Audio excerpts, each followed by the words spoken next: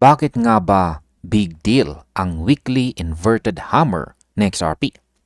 Sa crypto market may mga signal na hindi po maingay pero kayang baguhin ang buong takbo ng presyo. At isa po sa pinakamalakas dito ay ang weekly inverted hammer. Ngayon ito po ay eksaktong nakita ni Egrag Crypto sa chart ni XRP habang nakaupo po siya sa support na $1.94. Para itong bulong na nagsasabing baka tapos na ang malalim na pagbaba at nagsisimula ng maghanda ang mga buyers para sa bagong direksyon. Sa ganito pong setup, hindi pwedeng maging kampante dahil ang weekly candles ay parang mga chapter ng malaking kwento. Isa itong moment kung saan nagtataka tayong lahat. Ito na kaya ang simula ng reversal? Kaya yan po ang siyang ating pag-uusapan sa video na ito. Ngayon ay ano nga ba ang nakita ni Egrag Crypto? Yan, si Egrag Crypto ay kilala sa kanyang mga technical analysis lalo na kapag may nakikita siyang pattern na hindi po dapat palampasin. Sabi niya malinaw po ang inverted hammer sa weekly chart. Ayan po yung kanyang ibinahaging chart at mas nagiging powerful or makapangyarihan daw ito dahil nangyari ito pagkatapos ng sunod-sunod na pagbaba. Ibig sabihin ay nagpakita po ng lakas ang mga buyers kahit mataas ang pressure mula sa mga sellers. Ang ganitong timing ay parang paghinga ng market. Isa pong sinyales na baka napagod na ang mga bears. Kapag lumalabas ang ganitong pattern sa dulo ng downtrend, halos automatic na nagtatanong ang mga traders. Uy, may bottom na kaya ito? Ngayon ay paano ba gumagana ang inverted hammer? Ang inverted hammer ay isa pong candle kung saan itinulak ng mga buyers pataas ang presyo at nag-iwan ng mahabang upper wick. Para itong sigaw ng mga bulls na hindi pa kami tapos. Nananatili ang maliit na katawan or body sa bandang ibaba dahil bumalik ang mga sellers. Pero hindi po nila kayang ibagsak ito ng tuluyan. Sa weekly chart, mas malakas po ang dating nito dahil isang buong linggong laban ang nire-represent. Para po itong paglipat ng momentum kung saan ang mga bears na dati ay dormant biglang nagdadalawang isip.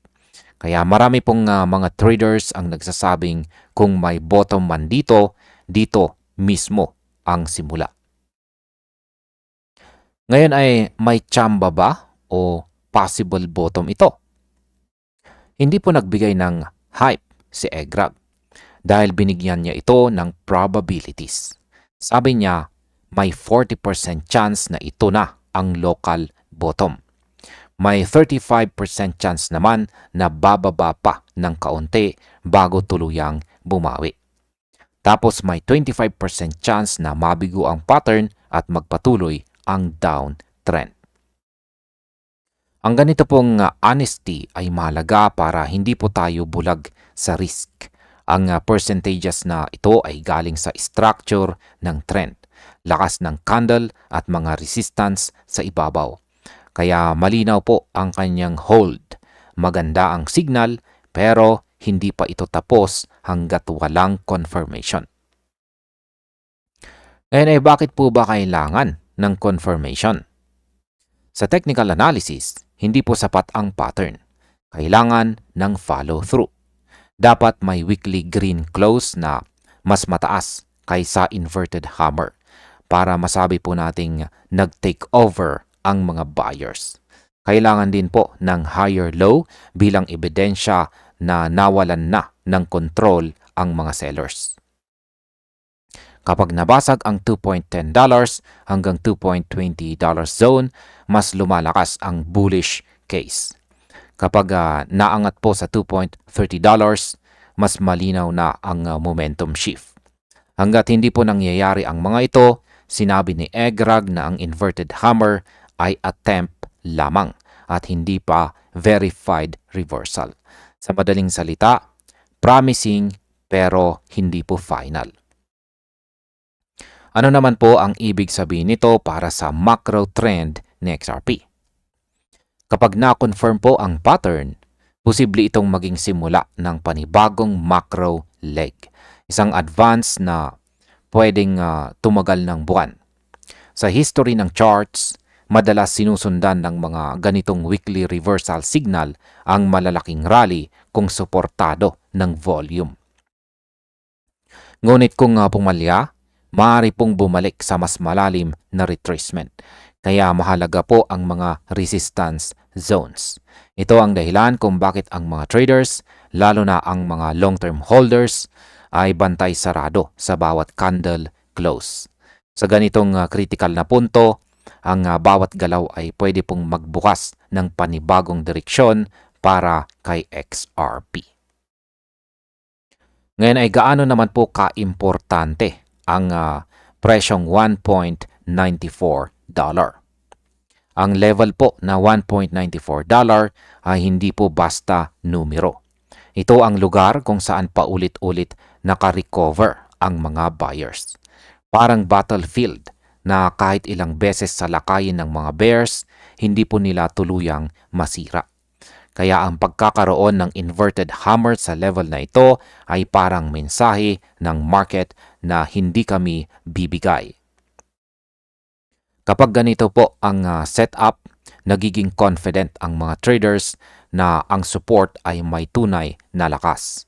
Ngunit tandaan po natin, kahit may solid bounce dito, kailangan pa rin ang confirmation candle. Ang price action sa area na ito ang siyang magdidikta kung season ng bulls o balik laban ng bears. At bilang panghuli ay ano naman ang aking masasabi tungkol dito. Ang inverted hammer po sa $1.94 ay nagbibigay ng pag-asa na baka nakakita tayo ng potential bottom.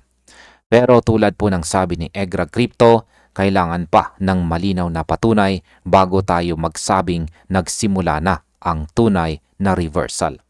Ang realidad ay simple lamang po. Nasa crossroads si XRP. Kapag nag-confirm po ang mga buyers, pwedeng magsimula ang long-awaited macro uptrend. Kapag pumalya ang follow-through, pwede pong bumalik sa mas malalim na levels bago bumuo or bago po mabuo ang bagong base or pundasyon. Kaya habang umaasa po tayo sa bullish scenario, ang pinakamahalaga po ngayon ay malinaw na price confirmation at saka disiplina sa trading plan.